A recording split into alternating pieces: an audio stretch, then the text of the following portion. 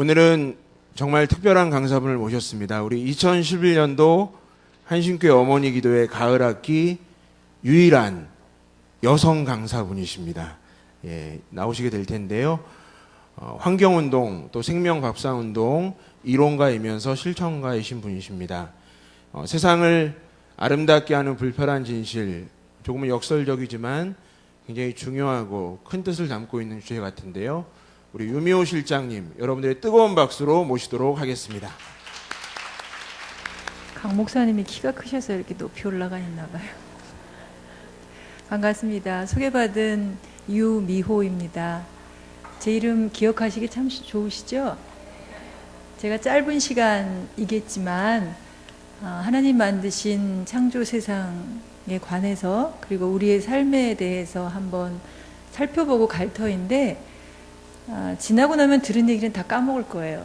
근데 제 이름은 잘 안 까먹으실 것 같거든요. 이름이 특이해서 제 이름 떠올리실 때마다 제 이야기 기억해 주시고 요 짧았던 소중했던 요 시간 동안 나눈 이야기들이 삶 속에서 깊이 녹아들여서 실천으로 나아갈 수 있었으면 참 좋겠습니다. 하나님 만드신 세상이 참 좋으시던가요? 하나님은 참 좋다 하셨는데 여러분 보기엔 어떠세요? 진짜로 좋으세요? 진짜로요? 근데 요즘엔 참 안 좋은 모습들도 많이 보이잖아요. 그죠? 로마서에 보면 바울 선생님이 세상에 많은 하나님이 만드신 피조물들이 고통 중에 신음하고 있다는 이야기가 나오는데 그 모습 보고도 좋으세요? 어떠셨어요? 혹시 신음하는 모습을 본 적이 없는 분은 안 계시죠? 모습은 봤는데 소리가 안 들린 사람들은 있을 것 같아요. 근데 보기는 했고 듣기는 했는데 이게 마음에 이렇게 울림이 없어서 그냥 무시하고 살아가는 분들도 꽤 있지 않나 생각해 봅니다. 그런데 고통 중에서 신음하면서 기다리고 있는 이가 있다고 그러거든요. 피조물들이. 누구를 기다리냐 하면 아시죠? 하나님의 누구요? 아들이라고 하면서 난 아니야. 여기 다 딸이니까.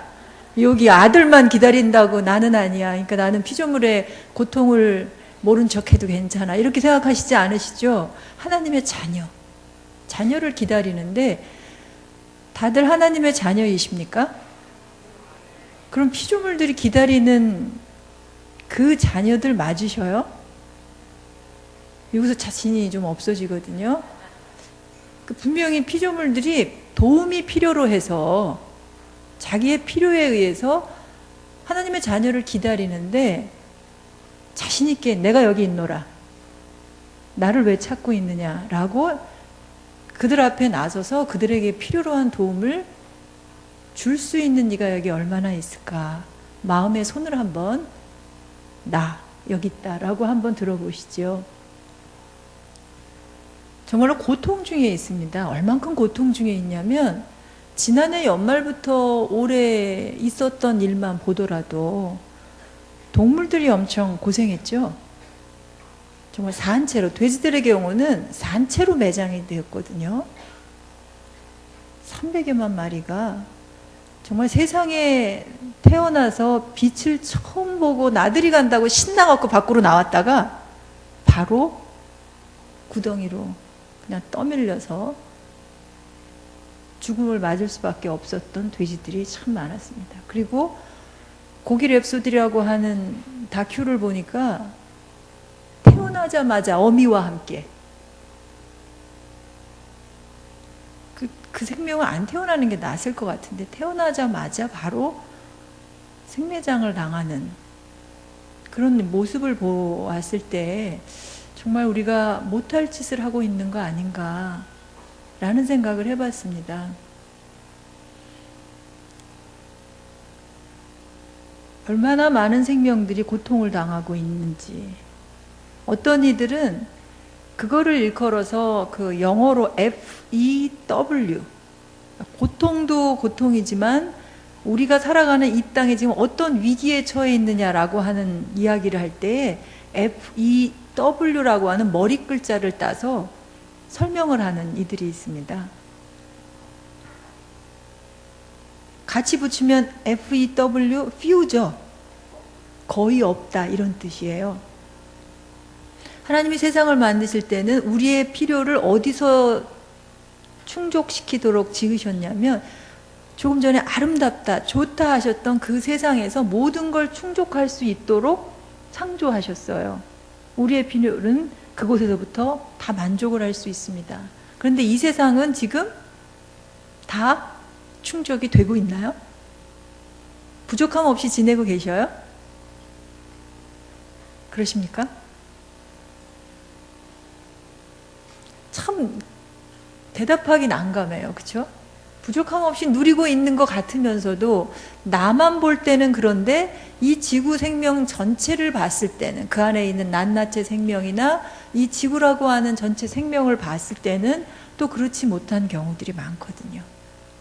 근데 분명히 하나님은 서로가 서로를 돕도록 하면서 그 필요를 다 채우도록 했는데 왜 이런 현상이 일어났을까? 거의 없는 상태로 왔는데 그 거의 없음이 무엇이 없음이냐 하면 F는 푸드예요. 음식이 지금 거의 충족이 안 되고 있습니다. 전 세계 인구가 69억이 먹고도 남을 120여 명이 먹을 수 있는 먹을거리가 생산되고 있다고 하는데도 기아 인구가 10억에 이르고 있는 현실을 우리가 보거든요. 근데 그 이면에 보면요, 10억의 인구가 너무 많이 먹어서 비만이라고 하는 병에 걸려 있는 것도 우리가 놓치지 않고 볼 수 있습니다. 그 다음에 E는 뭐냐면요, 에너지입니다. 에너지도 지금 거의 없음의 상태로 가고 있는 거 아시죠? 석유라고 하는 것이 이제 더 이상 채굴할 것이 땅속에는 묻혀 있을지라도 수지타산이 맞지 않아서 더 이상 채굴할 수 없게 되는 지경에 이르렀습니다. 유전하는 곳에 가보면요, 석유를 뽑아내는 파이프 박혀 있는 거 반대편에 다른 파이프가 하나 박혀 있는 것을 볼 수 있다고 그래요. TV 다큐에서도 그 영상이 잡힌 적이 있는데요. 그게 뭐냐면 계속 땅속에 있는 석유를 뽑아 쓰다 보니까 석유의 높이가 점점 내려가죠. 그러다 보니까 파이프 박힌 것보다 밑으로 내려가니까 끌어올릴 수가 없는 거예요. 그래서 이거를 뽑기 위해서 어떤 방법을 쓰냐면 반대편에 뭘 집어넣어요? 석유가 뜨게 할 수 있는 액체, 물을 집어넣어서 석유가 뜬 거를 위로 올라온 걸 뽑아 쓰고 있다고 하는 거거든요. 그래서 지금 많은 사람들이 재생에너지 얘기하는데 기후변화 문제 때문에 여기로 가는 길이 더디니까 대안으로서 뭘 찾았습니까? 지난 3월 11일 사고가 났던 원자력 발전소가 대안이다, 이런 얘기들 많이 하는 거 들으셨죠? 에너지가 지금 부족한 상태로 가니까 머리를 써서 하나님이 주신 지혜를 우리가 많이 발휘해서 이거 대안을 찾겠다고 찾은 게 제임스 러브록이라고 하는 환경학자조차도 대안이 원자력이다라고 얘기할 수밖에 없는 지경에 우리가 있었어요. 그런데 실제로 그게 대안이 될 수 있느냐? 너무나도 위험한 시설이죠, 원자력 발전소는. 히로시마 나가사키에 떨어졌던 원자폭탄에서 나오는 방사선 양보다 일본에 54기의 원자력 발전소가 있었는데 그 원자로에 들어있는 방사선의 양이 200배나 된대요. 그러니까 엄청난 양이거든요. 그리고 그 위험성도 크고, 25년 전에 사고가 났던 체르노빌의 원자력 발전소도 지금까지 반경 20km 이내에는 사람이 들어가서 살 수 없는 곳이거든요. 근데 일본은 이번에 핵 단지가 조성된 6개의 원자력 발전소가 있는 곳에서 사고가 났고, 그리고 그 가운데 4곳이 사고가 났거든요. 4개가 고장이 났거든요. 그리고 하나에서는 아예 핵 연료가 노출되기까지 하고, 얼마만큼 이게 길게 그 피해를 보게 될지 알 수 없습니다. 혹자들은 얘기해요. 아직 증명이 되진 않았습니다만 이 방사성 피해는, 방사능의 피해는 7대가 간다는 얘기가 있어요. 물론 히로시마 나가사키에 터뜨렸던 것도 아직 7대가 안 갔기 때문에 입증된 얘기는 아닙니다만 과학자들 사이에서 그런 얘기가 나오고 있거든요. 근데 왜 우리가 원자력을 대안으로 보고 있느냐? 지금 지구 온도가 상승하면서 2015년에 지구 온도 상승을 2도까지 잡지 못하면 걷잡을 수 없이 온도가 급상승한다고 그러거든요. 지금 지구 평균 온도가 우리는 얼만큼, 지난 100년 동안 얼만큼 늘어났죠? 0.74도 늘어났거든요. 내 체온으로 생각하면 지구하고 내 몸은 비슷해요. 내가 열이 지금 1도 조금 안 되게 나고 있는데 어떻게 행동들 하시게 되나요? 몸에 지금 열이 아주 작은 거일지라도 미열이 나면 몸이 불편해지시잖아요. 1도까지 상승했다, 37도, 38도까지 갔다 그러면 대부분들 직접 약을 사 먹거나 병원에 가거나 뭐 한의사한테 가거나 서양의사한테 가거나 아니면 민간요법으로 뭐 관장을 한다든가 하는 방법들 쓰시잖아요. 근데 지구는 지금 0.74도가 증가했고 2015년이면 이미 배출한 온실가스로 2도까지 오르는 거는 기정사실이에요. 2도까지 오르고 또 2100년까지 이걸 잡지 못하면 4도, 6도까지 올라간다고 하는 시나리오가 있습니다. 과학자들이 예측을 해놓은 거예요. 우리는 요셉과 같은 예언하는 능력은 없지만 하나님이 여러 전문가들을 통해서 미래를 예측할 수 있게 해주셨어요. 근데 우리는 그들의 입을 통해서 나오는 얘기들을 귀담아 듣지 않습니다. 요셉은 예언을 할 수 있는 능력도 있었지만 그 예언된 거에 따라서 대처할 수 있는 능력도 갖고 있었잖아요. 우리는 볼 수 있는 예언의 능력은 현재 없지만 과학자들을 통해서 예측되는 것들에 우리가 대응하는 능력들을 키워야 함에도 불구하고 지금 현재 기후변화 때문에 내 삶의 변화가 한 가지라도 있는 분이 있으신지. 많은 사람들이 그러거든요. 지금 당장 행동해야 된다. 책임을 물을 때가 아니다, 지금은. 선진국이 책임 있다. 우리는 더 개발해야 된다. 이게 아니라는 거거든요. 일단 모두가 자기 행동을 점검하고 변화를 줘야 한다는 겁니다. 근데 답답한 게요. 계속 다른 쪽에서만 책임져. 마치 아담이 선악과를 먹고 먹은 걸 들켰을 때 아이고 하나님 잘못했습니다. 다시는 안 그러지요. 라고 얘기했으면 인류의 역사가 어떻게 바뀌었을지 모르죠. 근데 책임 전가를 했잖아요. 지금도 우리는 그러고 있습니다. 나는 괜찮은데요. 제가 일회용 컵을 많이 써요. 나는 괜찮은데 기업이 오염물질을 많이 배출해요. 온실가스를 많이 배출해요. 나는 괜찮은데 미국이 기후변화 협약 교토 의정서도 탈퇴하고 어쩌고 저쩌고 합니다. 이렇게 자꾸 책임 전가만 하고 있다는 거죠. 결코 문제가 해결이 안 된다는 겁니다. 그리고 진짜 문제의 원인을 찾아서 그것을 해결하려고 해야 되는데 달리 찾아요. 우리가 아름다웠던, 아까 참 좋다고 했던 그 에덴 동산에서 쫓겨난 이유가 뭐죠? 선악과? 사람? 선악과 먹어서.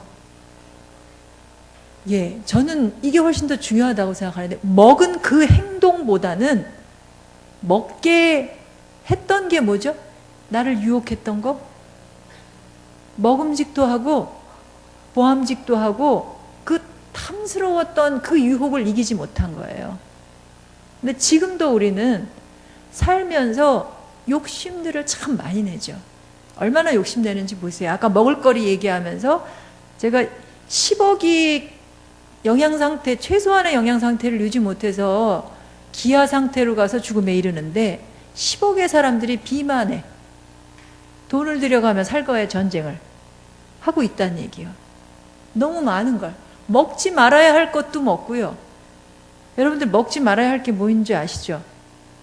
음식에 대해서는 뭐 언론에서도 너무 얘기하기 때문에 사실 그 유해한 이 먹을 거에 대해서는 제가 설명하지 않아도 잘 아시리라 생각합니다. 대표적인 것만 꼽으면 항생제, 성장 촉진제, 그죠? 그리고 한 500여 가지에 이르는 인공 그 식품 첨가물들, 그리고 무슨 맛 내는 것들, 이 진짜가 아니잖아요. 하나님이 만드신 이 자연을 통해서 직접 오는 것들이 있는데 이렇게 부드럽게 먹으려고, 오래 두고 먹으려고, 또 뭐가 있습니까? 색깔 이쁘게 해서 먹으려고 여러 가지 이유를 들어서, 때로는 뭘 넣지 않더라도 하나님이 주신 거를 100% 먹으면 내 몸에 좋은데 다 깎아내고 먹죠. 먹기 좋게 하려고. 대표적인 게 뭡니까? 오늘 아침 밥상에 올라온 밥이 허연 거 올라왔죠. 다 깎아내고. 비타민, 미네랄, 무기질, 섬유질 이런 거 다 깎아내고 탄수화물만 혹시 밥상에 밥으로 올리지 않으셨습니까? 백미, 백밀가루, 백설탕, 백소금, 흰색 조미료, 이렇게 하면서 내 욕심만 챙긴다는 거죠. 먹는 것에 있어서 내 욕심 챙기는 거 방법에는요, 이런 것도 있어요. 내가 곡채식으로 먹으면 20명과 나눠 먹을 수 있는데 고기를 자꾸 먹으니까 몇 명만 먹냐면 나 혼자만 먹어요. 20명이 먹을 걸 나 혼자만 먹습니다. 이거로 인해서도 내 욕심만 챙겨 다른 이들이 굶주리게 되는 경우들이 생깁니다. 그리고 음식에 아까와 같은 먹지 말아야 될 것들로 이윤을 위해서 자꾸 장난을 치니까 많은 사람들이 몸이 병들기까지 하게 되는 거죠. 이 몸에 병드는 걸 보면요, 음식의 변화와 변이와 닮아 있어요. 50년대 이후로 60년대 이후로 우리 식생활이 변하면서 질병이 바뀌었거든요.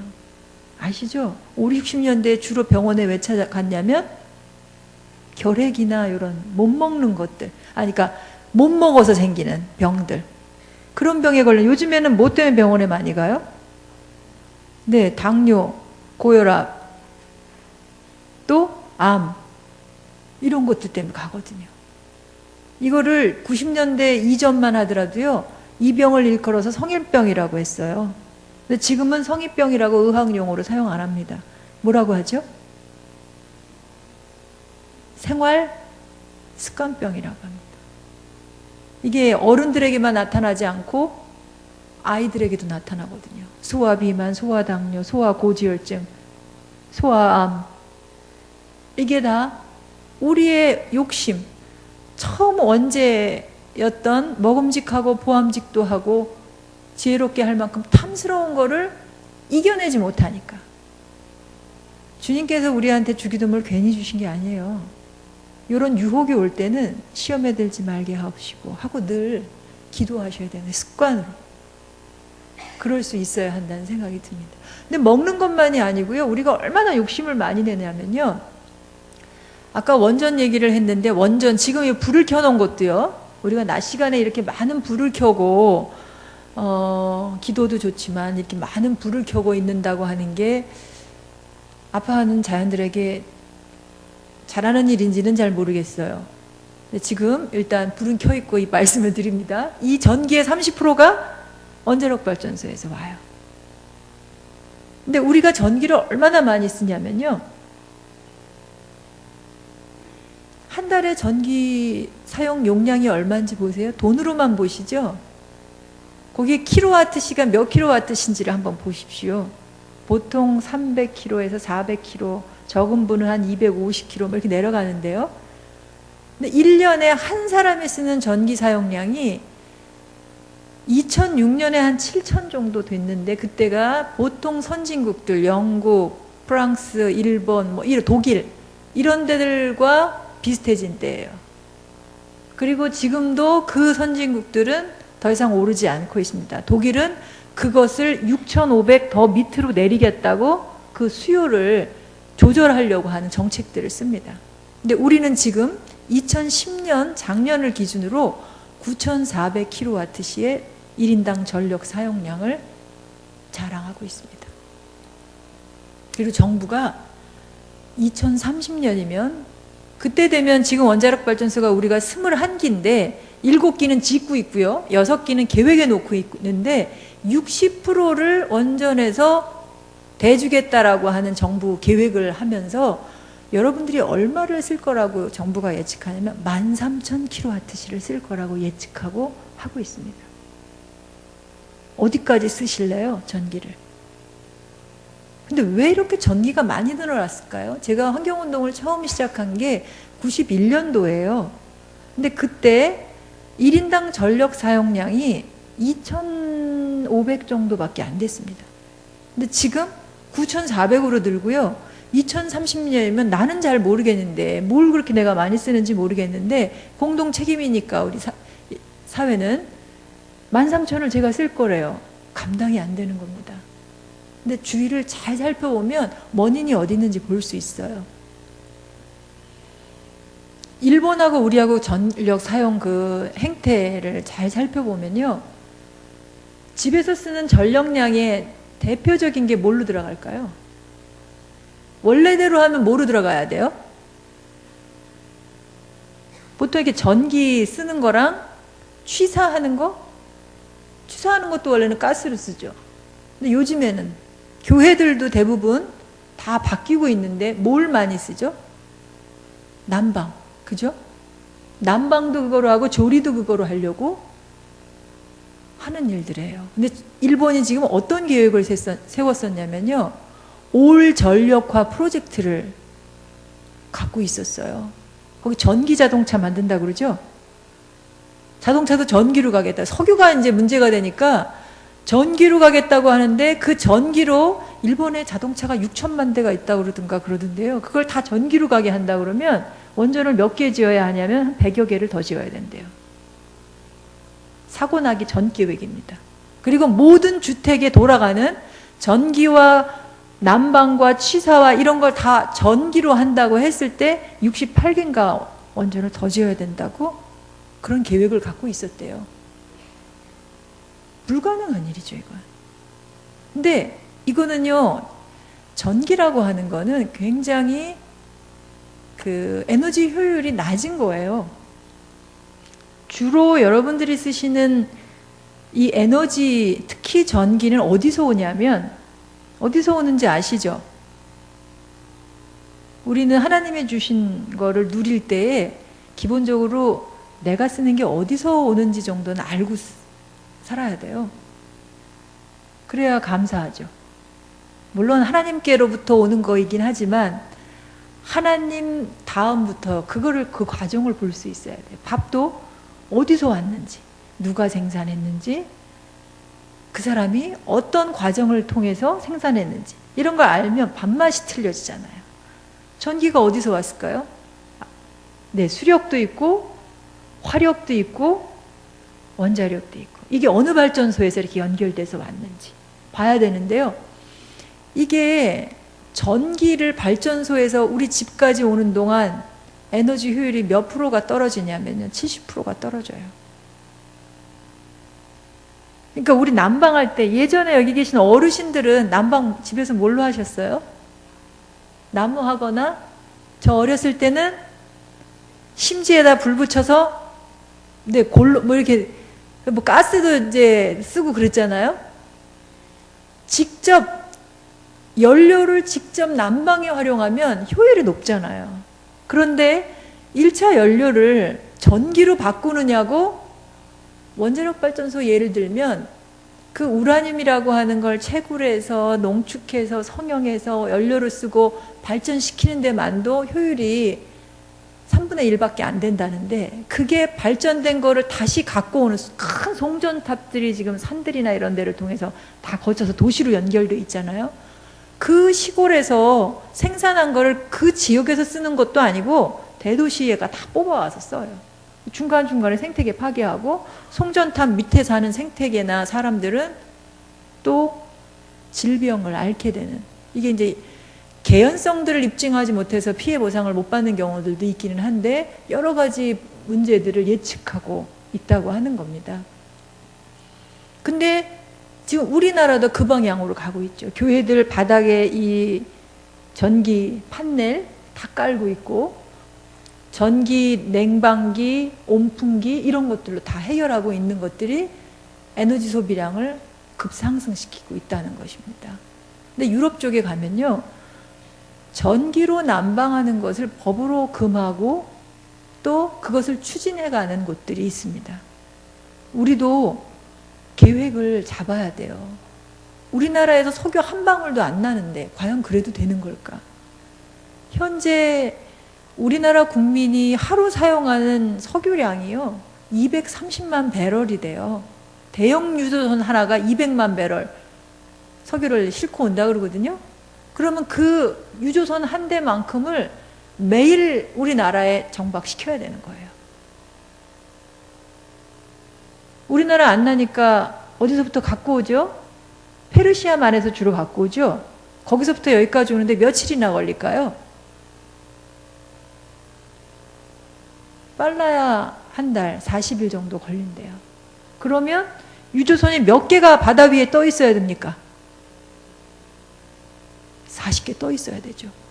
왜냐하면 하루라도 석유가 공급이 안 되면 기업도 난리고 나고 집도, 지난번에 여기는 피해 없으셨습니까? 30분, 1시간 막 돌아가면서 정전되면서 사고들 많았잖아요. 그 짧은 기간 동안에도 난리가 났던데 하루 석유가 안 들어왔다?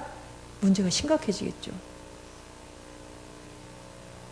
그렇게 많은 것들이 오고 가는 동안 사람이 하는 거는요, 사고가 나게 돼 있어요. 지난번에 그래서 사고 크게 났었잖아요. 2007년 말 다녀오셨죠, 어머님들? 태안에 검은 기름이 유출돼서 기름을 다 걷어냈고, 그리고 작업자들이 걷어낸 거 이외에도 돌에 들러붙어 있는 걸 우리 기독교인들이 가서, 봉사자들의 절반 이상이 다 기독교인이었거든요. 다 돌을 닦아내고, 어떤 분은 권사님은 돌 닦으면서 도 닦고 왔다고, 그리고 하나님한테 회개하고 왔다고. 피조물들이, 하나님 만드신 피조물들이 이렇게 아파하는데 수많은 바다 생명들이 죽었거든요. 그리고 거기 기대어 살아가던 어민들의 생존에도 문제가 많이 생기고, 그래서 눈물을 흘리면서 도 닦고 왔다고 하시는 권사님들 여러 봤습니다.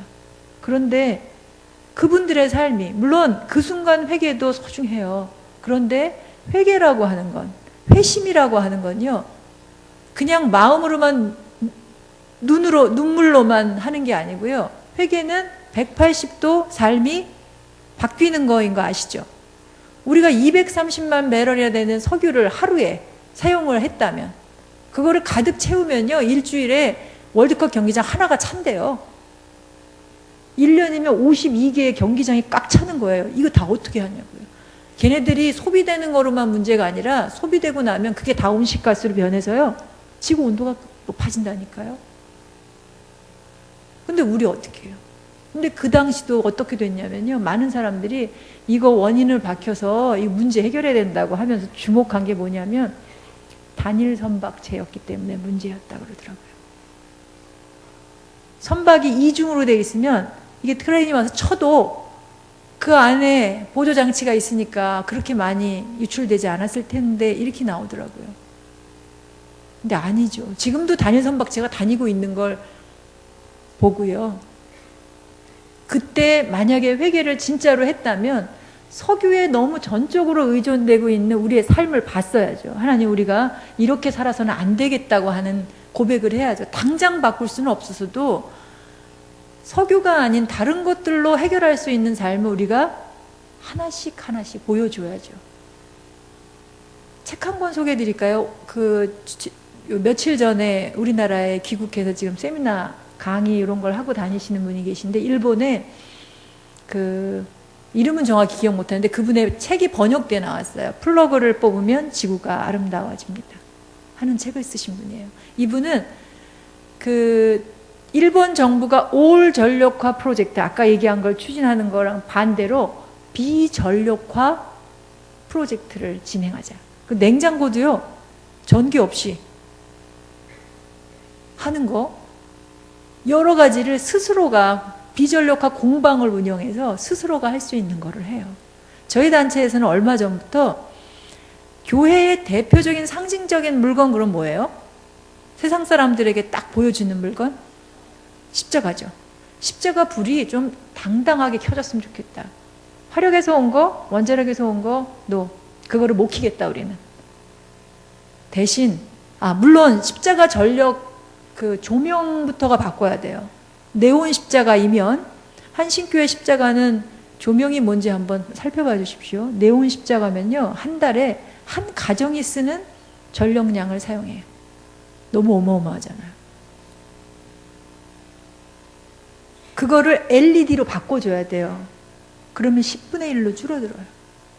줄어드니까 우리가 좀 만만해 보이잖아요. 뭔가 다른 거로 바꿀 수 있겠다 해서 저희가 도움을 드리는 게 뭐냐면, 태양광, 풍력, 그리고 성도들 한 사람 한 사람들이 와서 30분, 1시간 동안 돌리고 가는 자전거 발전기.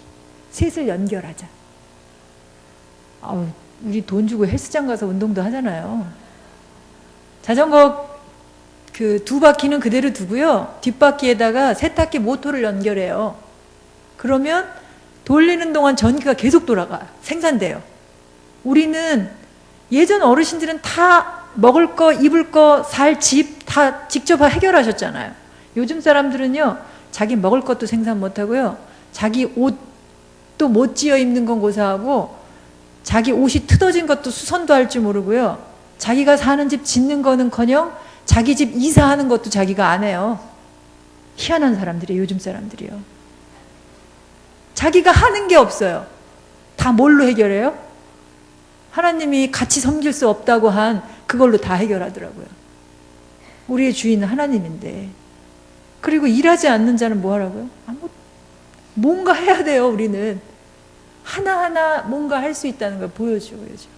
한신교회 자랑거리를 한번 만들어 가시면 좋겠어요. 십자가 바꾸는데 저희가 업체랑 연결해서 큰 비용 안 들일 수 있도록 조정하고 있는데, 한 500에서 600만 원 정도면 LED 조명 바꾸고 아까 얘기한 그 시스템을 설치하는 거를 할 수 있다. 보통 정부에서 진행하는 걸 보면 햇빛 발전기 설치한다 하면 한전 개통하고 같이 연결해서 부족할 때는 이쪽 거 끌어다 쓰고, 이쪽에 생산되는 건 쓰고, 이쪽에서 과하게 생산되면 한전으로 보내고 이러기 때문에 복잡하게 신고하고 막 허가받고 이러는 게 있거든요. 근데 우리는 그럴 필요가 없어요. 십자가하고만 직통으로 하나님하고만 직통으로 연결하면 돼요. 생산된 거를 그냥 십자가하고만 220볼트로, 자전거 발전기 한 대만으로도 가능해요. 밤에 그 발전기를 밤이 아니어도 돼요. 그 영국에 있는 어떤 공동체에서도 그러는데, 자기가 먹는 주스를 갈 때 한 5분도 안 갈잖아요. 자전거 발전기 220V 나오게 딱 만들면요, 교회에는 제가 싸게 공급할 수 있도록 집사님하고 연결을 해놔서 세상 사람들한테 6, 70만 원 팔리는 게 한 40여만 원 정도면 구입할 수 있는데, 5분 돌리면 주스가 나와요. 굳이 화력, 원자력 이런 데서 지구온난화, 방사능 문제 전혀 없이 나 운동해서 살 빼면서 할 수 있다니까요. 사람이 병 걸려 죽는 게요, 아까 입으로 들어가는 먹지 말아야 될 것도 있지만 마음의 병도 있지만 운동이 부족해서, 이 불편함을 사람들이 너무 싫어해요. 너무 편하려고 하다 보니까 사람이 죽음에 이르거든요. 그걸 넘어설 수 있어야 한다라고 하는 겁니다.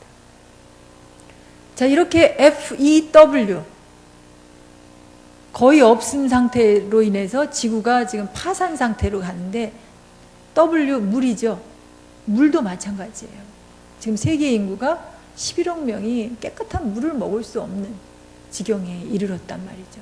우리나라는 아직 물 부족 국가는 아니에요. 그런데 물을 염려해야 하는 때가 됐죠. 몇 년 전에 한강의 발원지가 어딘지 아십니까? 제가 자꾸 묻죠, 어디서 왔는지. 여러분들이 드시는 물에 한강에서 취수해서 먹잖아요. 그죠? 그 물이 어디서 왔는지 아세요?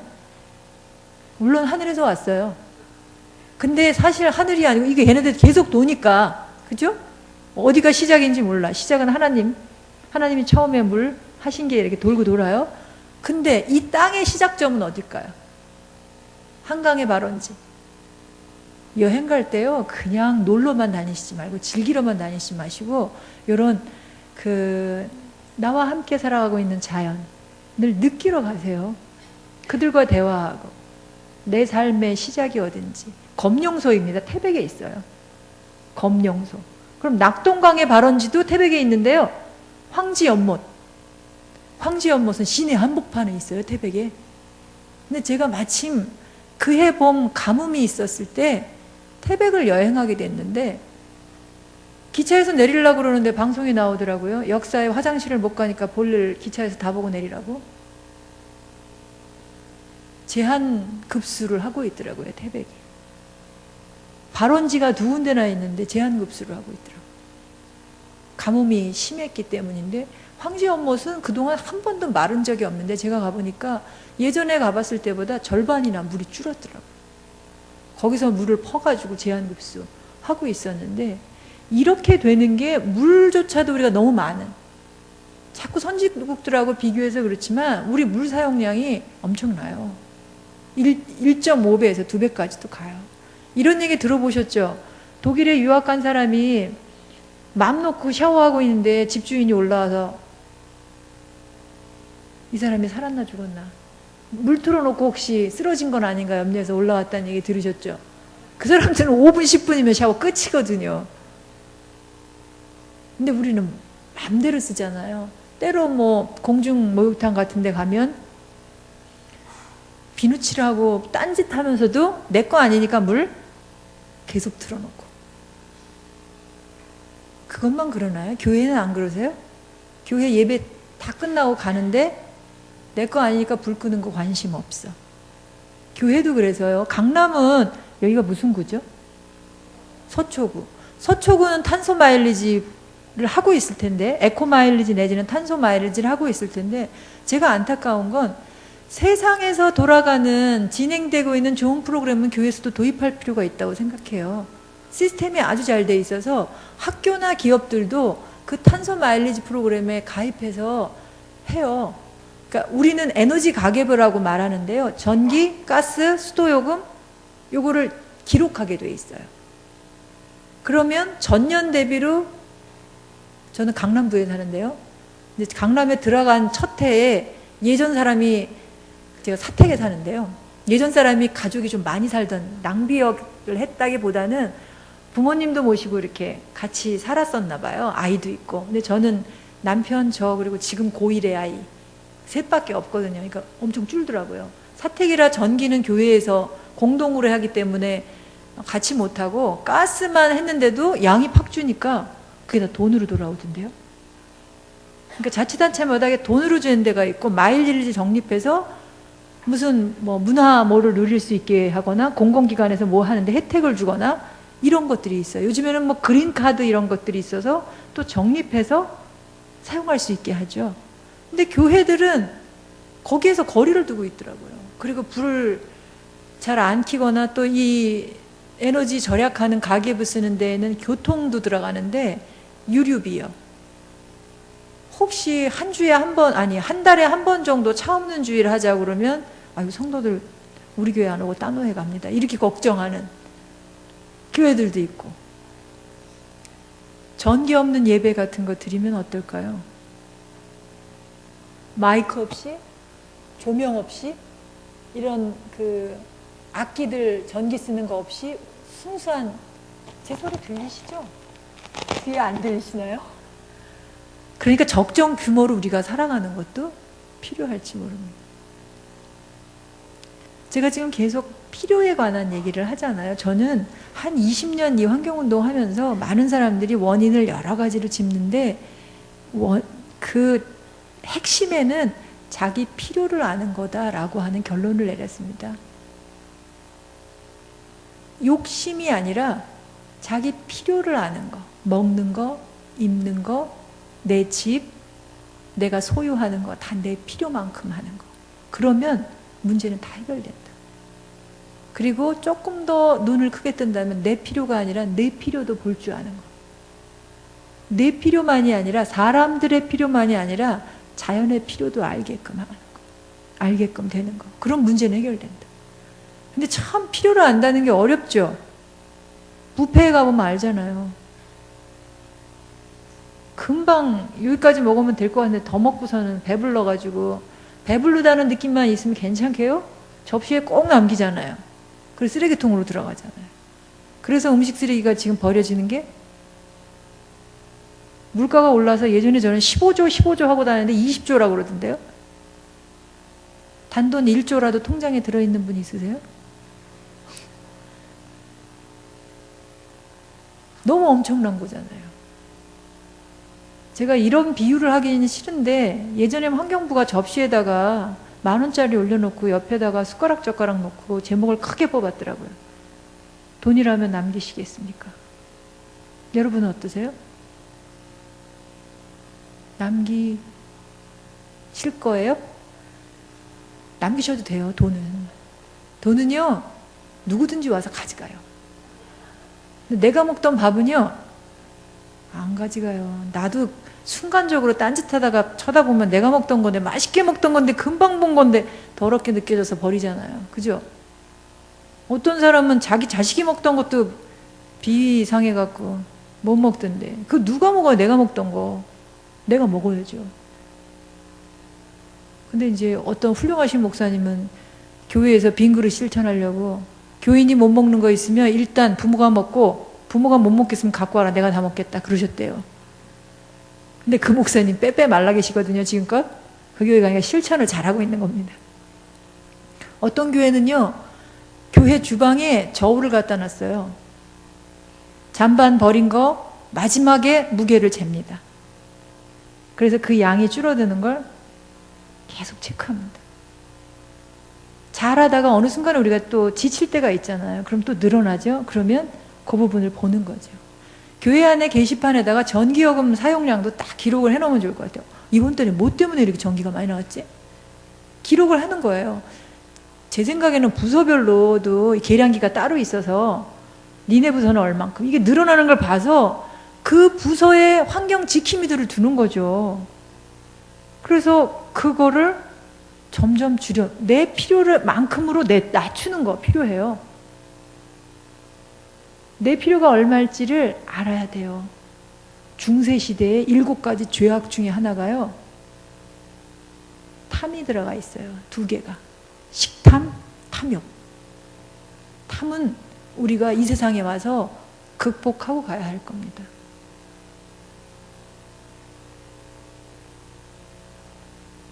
이 탐 얘기하면서 제가 종이 하는 얘기 하나만 또 할게요. 어머니들은 그렇지 않으실 수 있는데 교회에 이거 한번 잘 감사해 보세요. 그리고 자녀분들, 남편들, 회사에서, 학교에서, 집에서 어떻게 하는지. A4 용지 딱 보여드리면 뭐가 보이세요? 글씨 보이세요? 딱 보이는 거. 이게 상상력이 아주 좋아야 환경운동 잘할 수 있어요. 뭐가 보이십니까? 나무 보이시죠? 근데 나무라고 하는 건 없어요. 무슨 나무 보이세요? 다 각자의 자기 이름들이 있어요. 아담이 이름 붙여준, 아담의 후손이 이름 붙여준 종이 170만 종이나 돼요. 그 이름을 알아야죠. 근데 인도네시아에는 이 종이 만드는 나무가 그 더브레이라고 하는 곳에서 가서 엄청나게 심고 있는데 그 나무가 코알라가 좋아하는 나무예요. 무슨 나무냐면 유칼립투스 나무예요. 얘가 우리나라에 박정희 정권 때 민둥산을 녹화한다고 심었던 사시나무 아시죠? 바람이 불면 사시나무 떨듯이 떤다고 하는 그게 속이 비게 빨리 자라요.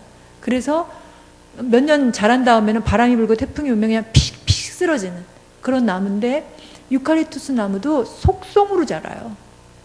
대신 뭘 바닥에서 빨아먹어요? 빨리 자라려니까 물을 엄청나게 빨아먹습니다.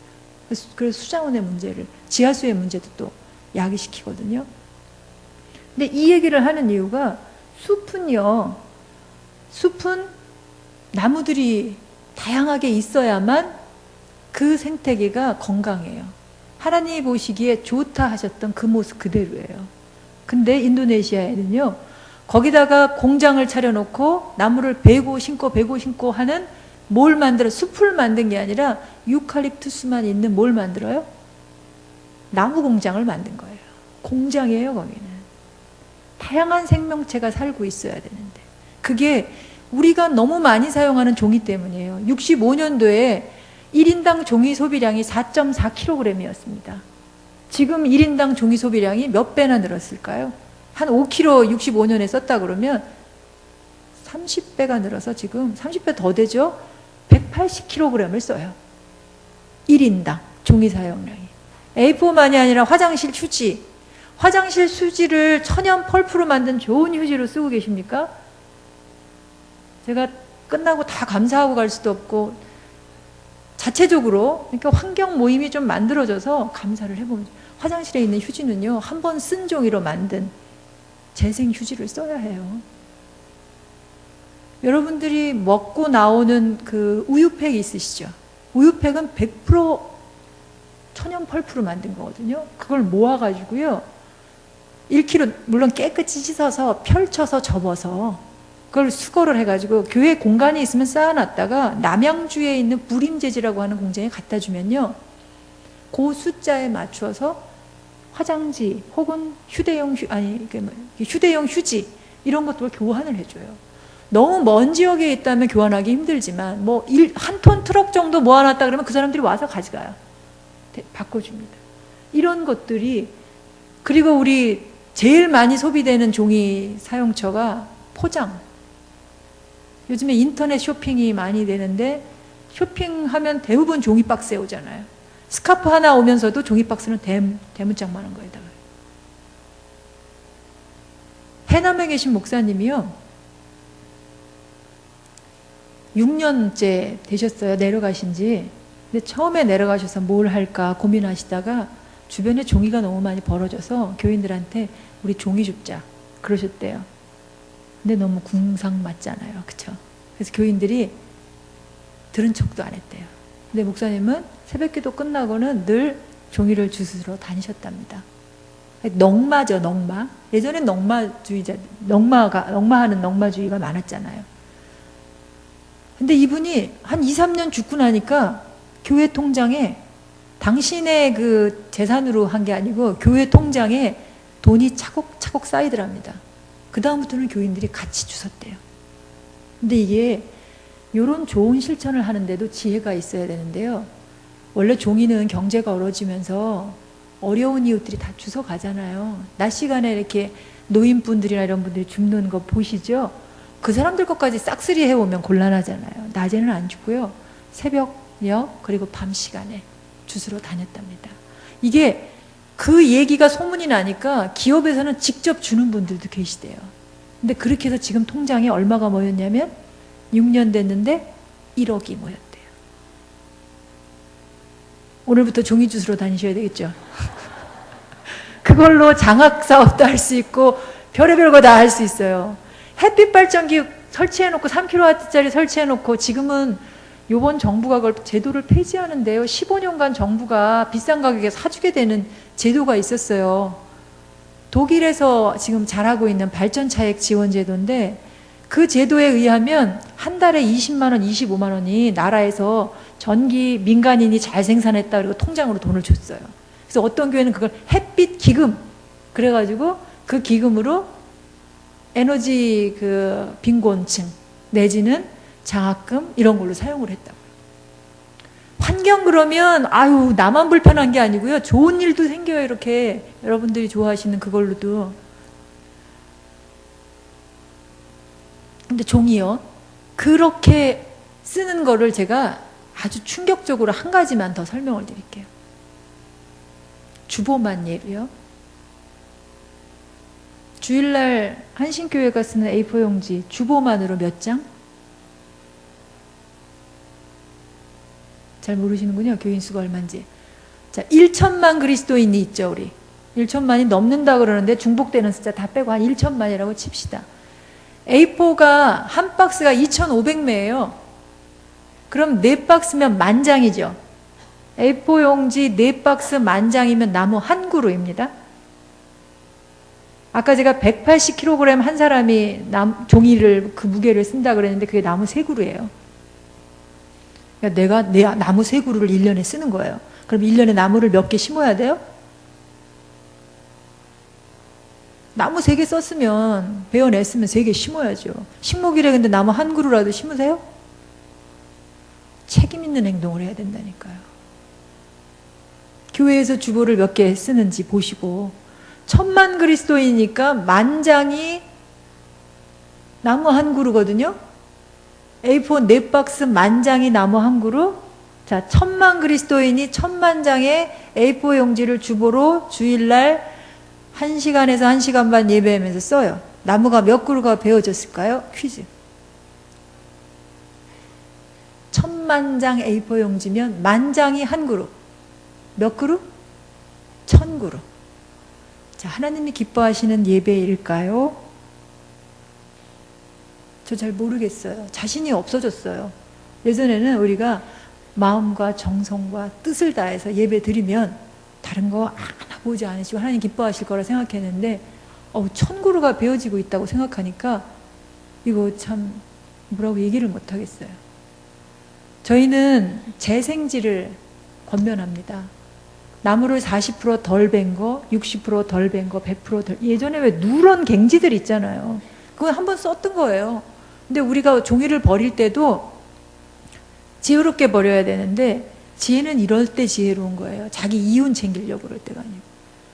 신문지는 신문지대로, 포장지는 포장지대로 이렇게 버려야 되는데 뒤죽박죽 막 섞어서 버리니까 우리나라에서 생기는 고지를 대부분 다 수출해요. 한 번도 안 쓰고 나오는 고지들도 있어요. 인쇄 단지에 가면 파지들 나오잖아요. 절단한 거, 새 것들. 그런 건 또 다르게 이렇게 쓰여야 되거든요. 우리나라에서 생산되는 재생지 중에 대부분이 고지를 수입해 와서 해요. 지금 에너지난인데 에너지가 부족하다고 그러고 에너지로 인해서 지구온난화 문제가 심각해지는데 왜 내보냈다가 가져오냐고요. 우리 먹을거리도 왜 우리 거 먹지 멀리서부터 갖고 오냐고요. 멀리서 갖고 오는 게 근데 싸요. 왜 싸죠?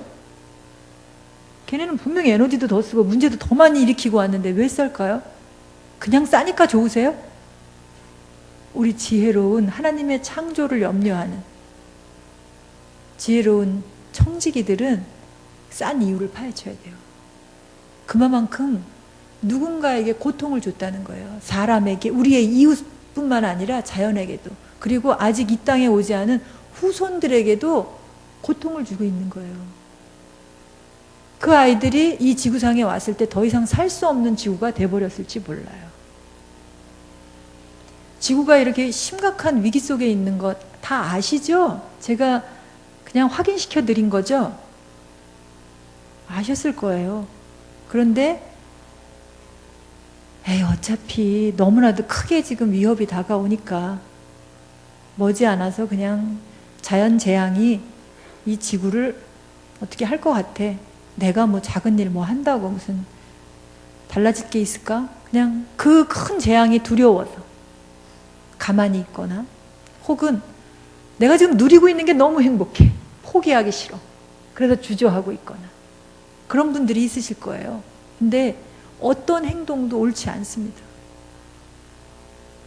재앙이 너무 크게 다가오는데 내 한 사람의 작은 행동이 무슨 효과가 있을까라고 생각하신다면 주님 말씀을 붙드세요. 그리고 어차피 어떤 거 하나도 내 스스로 할 수 있는 건 없어요. 누가 해요? 하나님이 하시는 거잖아요. 너무 건방진 생각이죠. 내가 하는 게 뭐 효과가 있을까? 나는 뭐 상관없어. 이러는 게 아니죠. 내 아주 작은 실천 보고 하나님이 잘했다.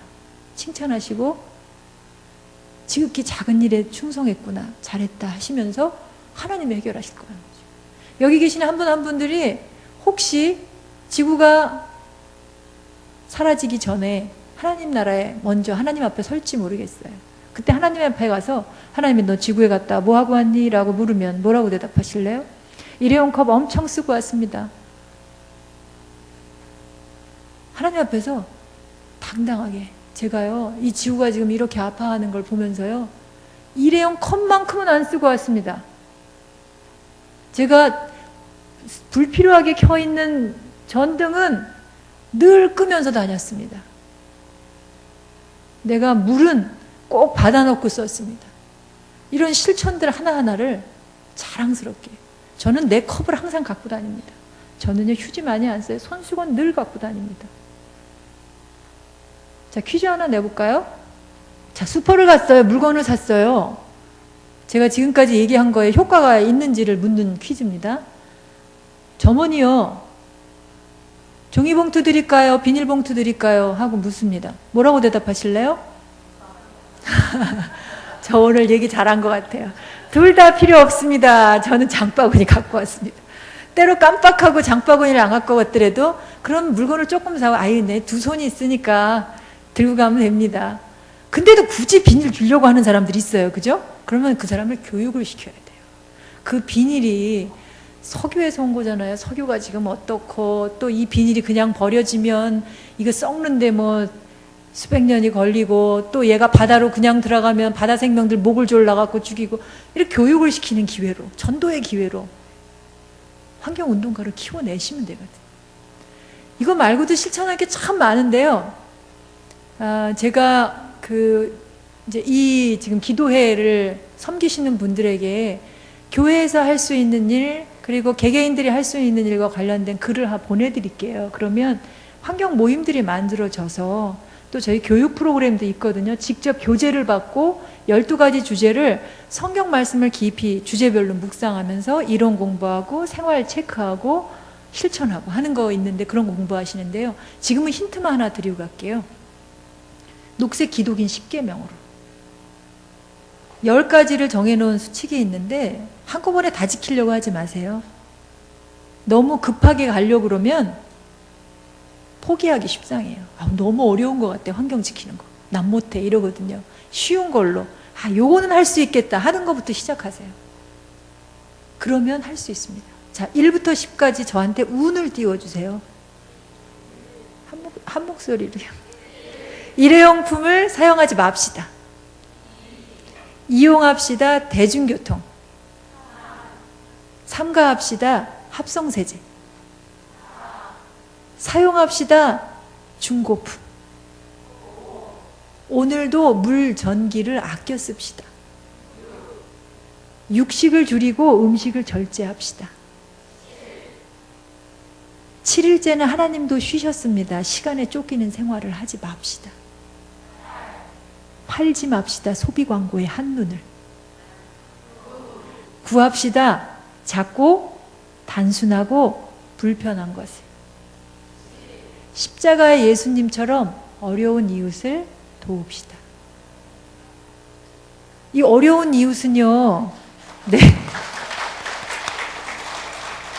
어려운 이웃은 우리가 지금 현재 빚지고 있는 대상들입니다. 우리 빚지고 살고 있어요. 지구가 하나인데 지구를 3개, 4개 쓰고 계십니다, 여기. 그렇게 쓸 수 있도록 하는 이들이 있어요. 그들한테 그냥 고마워할 게 아니라 우리가 이제 그 쓰는 양을 줄여야 되는데, 누구냐면요, 지금 이 시대에 가난한 사람들, 그리고 우리의 후손들. 걔네들 건데 우리가 뺏어 쓰고 있는 거잖아요. 그리고 자연. 이 세 대상들한테 우리가 지금 빚을 지고 있는 거예요. 빚을 갚는다는 생각으로 조금 불편하더라도, 진짜 불편한 거는요, 내가 조금 뭘 하는 게 불편하는 게 아니고요. 우리가 너무 편하려고 자동차 많이 타면 운동 부족으로 뭐가 된다고요? 질병에 걸려서 간다고요. 불편한 게 진짜 불편한 게 아니에요. 진짜 불편한 거 제가 말씀드릴까요? 지금 기후 붕괴로 지구가 멸망 앞에 놓여 있다는데도 전혀 변하지 않고 있는 우리, 나. 이거 정말 불편해요. 어떻게 안 바뀔 수 있을까? 이게 불편한 것 같아요. 아주 불편한 진실은 우리가 변하지 않는다고 하는 거. 이걸 불편히 여기면서 하나님 앞에서 아주 조금 불편한 삶을 사시면 돼요. 진짜로 조금만 불편하면 돼요. 다가오시는 거 있으시죠? 교회에서 저 보입니다. 저거 1번 저기 보이는데요. 없애실 수 있으면 좋겠어요. 저쪽 강남군가 서초군가 한 교회가 큰 교회가 하나 있어요. 지자체에서 지적을 받았어요. 우리가 세상 사람들의 수치를 당하면 안 되잖아요. 하나님을 욕되게 하는 거잖아요. 근데 세상 사람들이 지적을 했어요. 너희가 이 지자체에서 가장 많은 일회용 쓰레기를 배출한다. 시정해라. 그래서 거기서 국리에 국리를 하고 캠페인도 하고 교육을 해서 지금 안 쓰게 했어요. 그리고 저 컵만이 아니고요. 강남구에는 음식을 시키면 일회용 용기에 담겨줘 와요. 그러니까 그게 또 쓰레기로 많아지니까 반입 음식 금지. 나가서 먹는 거예요. 김밥이나 뭐 샌드위치 이런 건 돼도 그러거든요. 근데 마지막이요. 이런 실천을 할 때 손가락질 하지 마세요. 너 그거 쓰지 마. 라고 하지 말고요. 그냥 내가 쓰는 거예요. 성가대 때, 성가대 늘 일찍 오셔서 하니까 커피 일회용 컵에 마시시죠? 그러니까 그 차당번이 있다면 텀블러를 준비하든지, 남자들이 문제예요.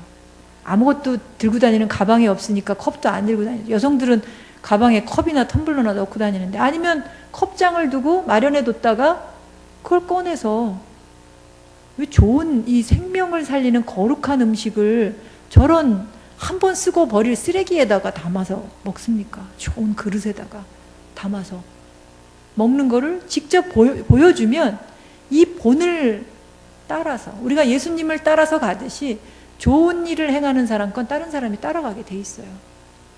폭력적으로 문제를 해결하려고 안 하면 돼요. 자판기에서 컵이 나온다?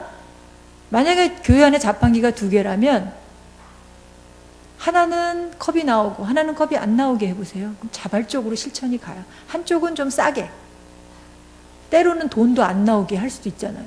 그러면 자기가 갖고 다니는 컵을 놓고 받아 먹을 수 있죠. 어떤 지혜 없는 분은 그렇게 묻더라고요. 자판기에 컵이 어떻게 하면 안 나옵니까? 묻던데요. 아시죠? 여기 계신 분들은.